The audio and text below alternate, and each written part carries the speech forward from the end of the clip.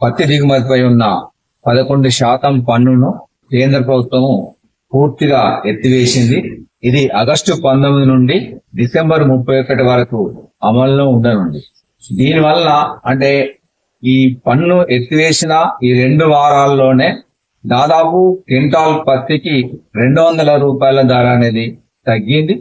దీని ప్రభుత్వం వెంటనే విరమించుకోవాలి, ఆ పన్నును పునరుద్ధరించాలని చెప్పి కూడా రైతాంగం కోరుతున్నారు.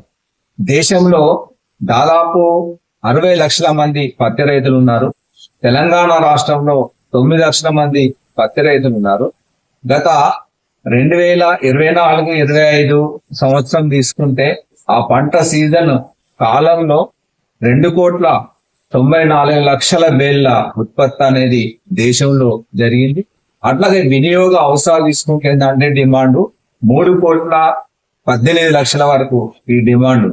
అంటే ఒకవైపు ఎగుమతి గత సంవత్సరం 18 లక్షల బేళ్ల ఎగుమతి చేశారు, 25 లక్షల బేళ్ల దిగుమతి చేసుకోవడం అనేది జరిగింది. భారతదేశంలో దిగుబడి తీసుకుంటే ఎకరాకు సగటున 12 క్వింటాలు వస్తే ఆస్ట్రేలియాలో ఎకరాకు 25 క్వింటాలు, చైనాలో 26 క్వింటాల దిగుబడి వస్తుంది. దిగుబడి తక్కువ ఉండడం వలన ఆదాయం అనేది రైతాంగానికి ఎక్కువ రాలేకపోతుంది. మరోవైపు సిసిఐ కొనుగోలు కూడా మద్దతు ధరకు కొనుగోలు చేసే శాతం చాలా తక్కువ ఉంది. గత సంవత్సరం తీసుకుంటే ఈ 2,94,00,000 బేళ్లలో సిసిఐ మద్దతు ధరకు కొనుగోలు చేసింది కేవలం 1,16,00,000 బేళ్లు మాత్రమే. అంటే 34% మాత్రమే మద్దతు ధరకు కొనుగోలు చేసింది. మిగతా అంతా కూడా బహిరంగ మార్కెట్లలో రైతులు ఏంటంటే చాలా తక్కువ ధరకు అమ్ముకోవాల్సిన పరిస్థితి ఏర్పడింది. ఇంకొకటి ఏంటంటే భారతదేశంలో అట్లాగే తెలంగాణలో ఉత్పత్తి అవుతున్న పత్తి సంబంధించిన ఒక క్వింటాల్ పత్తిలో 30 నుండి 32 కిలోల దూది మాత్రమే, అంటే లింట్ అంటారు, లింటు 30 నుండి 32 కిలోలు వస్తే, అలాగే గింజలు పత్తి గింజలు ఒక క్వింటాల్లో 65 నుండి 68 కిలోల వరకు వస్తుంది. ఇంకొక 2-3 కిలోలు వేస్టేజ్ అనేది ఉంటది. అదే ఆస్ట్రేలియా తీసుకుంటే 42% లింటు వస్తుంది. దీనివల్ల ఏంటంటే అంతర్జాతీయ మార్కెట్ లో వాళ్ళు తక్కువ ధరకే అటు ఆస్ట్రేలియా పత్తి కానీ, బ్రెజిల్ పత్తి కానీ, లేకుంటే అమెరికా పత్తి కానీ దేశంలోకి అది తక్కువ ధరకే ఇక్కడ ఇచ్చే అవకాశం ఉంది. ఈ రోజు అంతర్జాతీయ మార్కెట్ లో క్యాండీ అంటే 340 కేజీలు. ఈ 340 కేజీలకి క్యాండీ ధర వచ్చి 56,000 రూపాయలు ఉంది. ఈ రోజు లాస్ట్ ఎంఎస్పి తీసుకుంటే ఎక్కువ ఉన్న ధరకే సంబంధించింది 7,200 రూపాయలు సుమారుగా ఎంఎస్పి అనేది.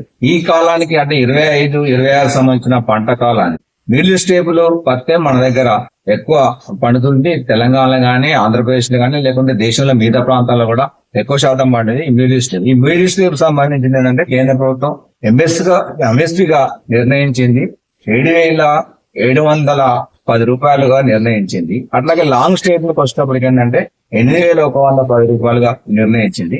నిర్ణయం ఎంతున్నప్పటికీ కూడా మారిన పరిస్థితులలో సిసిఐ సంపూర్ణంగా దేశంలో ఉత్పత్తి అవుతున్న అది 2,80,00,000 నుంచి 3,20,00,000 బేళ్ల వరకు ఉంటది. ఈ బేళ్ల మొత్తం కూడా కొనాలి.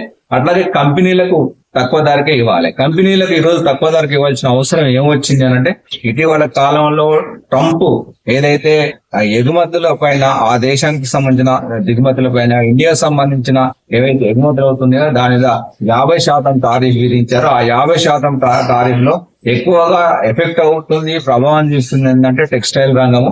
టెక్స్టైల్ రంగంలో అనేక మందికి ఉపాధి ఇస్తుంది. ముఖ్యంగా దక్షిణ భారతదేశంలో ఎక్కువ శాతం ఈ ఉపాధి పొందుతున్నారు. దీనివల్ల కంపెనీలకు సంబంధించిన ఈ రా మెటీరియల్ ధర కూడా పెరిగే వస్తుంది.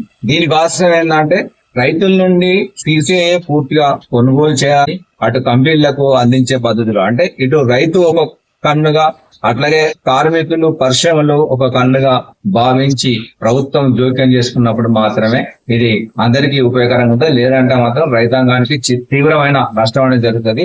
ఒకవైపు నరేంద్ర మోడీ నోటితో మాట్లాడి నొసటితో వెక్కిరించినట్టుగా మేము దేశంలోని రైతాంగ ప్రయోజనాల విషయంలో కాంప్రమైజ్ కావని చెప్తూనే ఈ రోజు దిగుమతి పన్ను అనేది తగ్గించడం అనేది జరిగింది.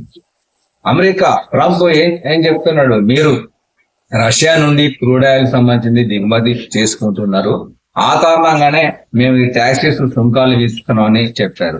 ఏదైతే క్రూడ్ ఆయిల్ ద్వారా బై ప్రొడక్ట్స్ ఉత్పత్తులు వస్తాయో ఆ పెట్రోలియం ఉత్పత్తుల మీద మాత్రం ఈ పన్నుల నుంచి వెళ్ళి మినహాయించారు. అంటే పన్నుల నుంచి వెళ్ళి మినహాయింపు పొందిన దాంట్లో సాఫ్ట్వేర్ ఉత్పత్తులు ఉన్నాయి, అదేవిధంగా ఇటు ఫార్మా ఉత్పత్తులు ఉన్నాయి, పెట్రోలియం ఉత్పత్తులు ఉన్నాయి. పెట్రోలియం ఉత్పత్తులు వాళ్ళ అవసరాల కోసం పన్ను ఎక్కువ ట్యాక్స్ అనేది పెంచలేదు.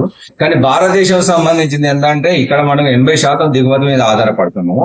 మనం దిగుమతి చేసుకొని ఇతర దేశాల కోసం ఎక్స్పోర్ట్ చేయవలసిన అవసరం భారతదేశానికి ఏమొచ్చింది? అందుకోసం అని చెప్పని ఇది పెట్రోలియం ఉత్పత్తుల ఎగుమతిని అనేది పూర్తిగా నిషేధించాలి. నిషేధించడానికి నరేంద్ర మోడీ ఈ రోజు సిద్ధంగా లేడు. ఎందుకంటే నరేంద్ర మోడీ దోస్తు ముఖేష్ అంబానీ ఈ పెట్రోలియం ఉత్పత్తులకు సంబంధించిన శుద్ధి చేసే దాంట్లో రిఫైనరీకి సంబంధించిన ఎక్కువ కెపాసిటీ తోటి ఏదైతే గుజరాత్ లోని జామ్నగర్ లో వాళ్ళ రిఫైనరీ ఉందో ఆ రిఫైనరీ ద్వారా, అట్లాగే నయారా ఎనర్జీ యొక్క రిఫైనరీ ద్వారా ఈ రెండు ఎక్కువ శాతం లబ్ధి పొందుతున్నాయి.